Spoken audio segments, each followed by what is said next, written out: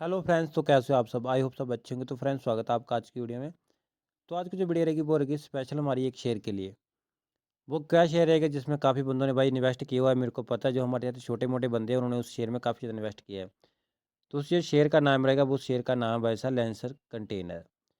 बस इस शेयर में क्या बोलूँ, आधे से ज़्यादा जो बंदे हैं, जो छोटे मोटे हमारे जैसे बंदे हैं, उन्होंने इस शेयर में इन्वेस्ट किया हुआ है। हालाँकि फ्राइडे को मार्केट अच्छी थी, फिर भी इस शेयर का प्राइस नहीं बढ़ा। इस शेयर का परसेंट 2% लो पे था। इसका रीज़न क्या था भाई? तो जो भी बंदों ने इस शेयर में पैसे लगाए हैं मैं उनको बता दूँ। वैसे इसका रीज़न ये था कि इसमें जो एफआई है उन्होंने सेलिंग की है, जिसकी वजह से ये जो शेयर था ये 2% गिर गया। उसमें आप बोलोगे कि मेन रीज़न की कंपनी डूब रही है, ऐसा वैसा कुछ नहीं है भाई। कंपनी अच्छी है, कंपनी माड़ी नहीं है भाई, कंपनी अच्छी है। पर मेन बात है जो एफआई ने सेलिंग की थी उसकी वजह से ये शेयर थोड़ा-सा गिर गया। अब आप क्या करेंगे, आपका क्या डिसीज़न होना चाहिए, मैं आप उसके बारे में आपको बताता हूँ। तो भाई सबसे पहले आप कंपनी का रेवेन्यू देख लो कि भाई साहब जून 2024 में सितंबर 2024 और दिसंबर 2024 में क्या ग्रोथ किया कंपनी ने। ये कंपनी की ग्रोथ को दर्शाता है कि कंपनी नीचे नहीं आ रही, company time to time growth कर रही है। तो ये तो कंपनी का रेवेन्यू था वो रहा है। उसके बाद आ जाता है कि भाई शेयर होल्डिंग पैटर्न, ये आप सभी के लिए इंपॉर्टेंट रहेगा। मैं ये क्यों बता रहा हूँ, मैं आपको बताता हूँ मैं ये किस लिए बता रहा हूँ। बस इसमें देख सकते हैं कि आप रिटेल का, तो भाइयों इस चीज़ को ना ध्यान से देखना। यही चीज़ आपको ग्रो कराएगी, एक चीज़ आपको डराएगी। सबसे पहले जाते हैं अगस्त 2024 में। तो भाई अगस्त 2024 में प्रमोटर का हिस्सा कंपनी में था 41% और रिटेलर का था 40%।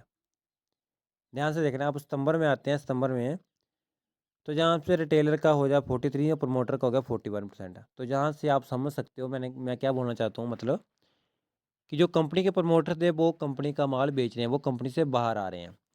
अगर मैं कंपनी का मालिक हूँ भाई, मैं ही कंपनी छोड़ रहा हूँ, तो आपका क्या कंपनी में भरोसा रहेगा?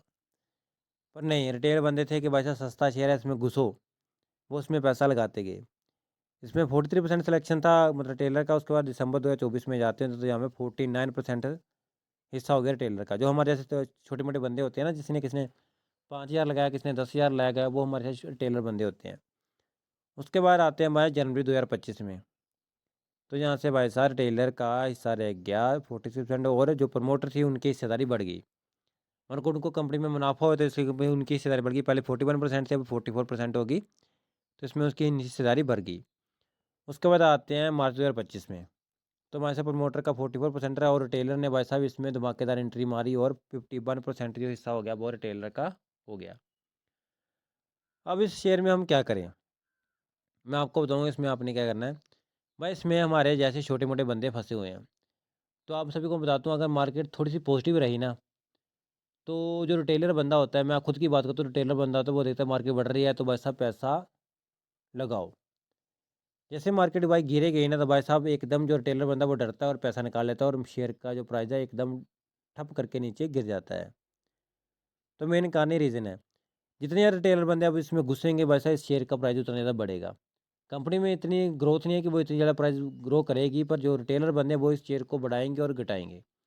मतलब जो मेन जो आपका काम रहेगा शेयर में वो रिटेलर का ही रहेगा। रिटेलर ज़्यादा आएंगे तो वैसे शेयर का प्राइस बढ़ेगा, रिटेलर कम होंगे तो वैसा ऑटोमेटिक है जो ये शेयर है एक दिन में ही चाहे लो लगा दे 5-6% का, वो कहा नहीं जा सकता है। अगर मेरे तेरे बंदे ने एक दिन में सारा पैसा निकाल लिया शेयर में से तो भाई साहब ये शेयर की बैंड बजेगी, ये लो लगा देगा। तो ये कहने की बात थी। शेयर अच्छा है, शेयर मैं नहीं बोलता कि शेयर बेकार, शेयर भी अच्छा है। तो जब तक इसमें रिटेलर घुसे हैं भाई साहब, आपने डेली ये चेक करना है, ये वाला जो होता है ना शेयर होल्डिंग पैटर्न, कि प्रमोटर का हिस्सा कितने आ रहा है और रिटेलर कितने ज़्यादा बढ़ रहे हैं। तो वहाँ से आपको पता लगता जाएगा कि भाई साहब हमें शेयर में रुकना चाहिए या शेयर से हमें बाहर निकलना चाहिए। तो फिलहाल के लिए तो मैं बोलता हूँ, अगर आप कल कल मंडे है, मंडे को आपने सुबह देख लेना कि भाई साहब मार्केट अच्छी है तो भाई साहब 100% मैं बोलता हूँ आपको इस शेयर का प्राइस थोड़ा सा बढ़ेगा। क्योंकि जो रिटेलर है जब वो डरता है जब मार्केट गिरती है, जैसे जो हमारे ट्रम्प साहब हैं, उन्होंने जब टैक्स वगैरह लगाए तो मार्केट डरी और मार्केट एकदम गिर गई। हर कोई शेयर ने 6 से 8% बड़े बड़े शेयर जैसे टाटा स्टील है, बड़े बड़े बैंक उन्होंने भी लो लगाया भाई। तो कहने की बात है जब मार्केट गिरती है तो भाई सभी वो डरते हैं, जब मार्केट अप जाती है तो सभी बंदे पैसा लगाते हैं। तो फिलहाल के लिए आप इस शेयर में बने रहो। तो भाई साहब अगर 14 रुपये का शेयर आ अगर आपने 10,000 भी शेयर खरीदे होंगे इसके, तो अगर ये कल 1% का भी हाई लगाता है तो भाई साहब आपके लिए तो बल्ले-बल्ले हो जाएगी। पर जैसे ये हाई लगाता है इसमें से बाहर निकल जाना, क्योंकि इसमें रिटेलर बड़े हुए हैं, प्रमोटर का हिस्सा कम है। तो मैं बोलता हूँ आप इसमें से जल्दी बाहर निकलने की कोशिश करना। तो फिलहाल के लिए भाई ये न्यूज़ थी। मैंने सोचा कि आपके लिए लेके आऊँ, क्योंकि मुझे पता था कि जिस शेयर में काफ़ी बंदों का पैसा इन्वेस्ट है। तो उनके लिए स्पेशल मैंने वीडियो बनाई है भाई, कि सभी इसमें अभी फ़िलहाल के लिए बने रहो। मंडे तक देखना, अगर मार्केट अप रहती है तो भाई साहब इसमें पैसा ग्रो होगा तो निकाल लेना। जिनका फँसा हुआ है पैसा तो वो लॉस में मत निकालना, वो उसकी वेट करना भाई। तो ये थी न्यूज़ भाई। अगर वीडियो अच्छी लगी है तो अपनी वीडियो को लाइक कर देना, कमेंट कर देना, चैनल को सब्सक्राइब कर देना है। और कौन से शेयर में आपके पैसे फँसे हुए हैं उसमें आप नीचे कमेंट कर सकते हो। मैं बताऊँगा कि उस शेयर में आपको पैसे रखने चाहिए, जहाँ वहाँ से आपको पैसे निकाल लेने चाहिए। तो भाई मिलते हैं नेक्स्ट वीडियो में, तब तक के लिए जय हिंद, जय भारत।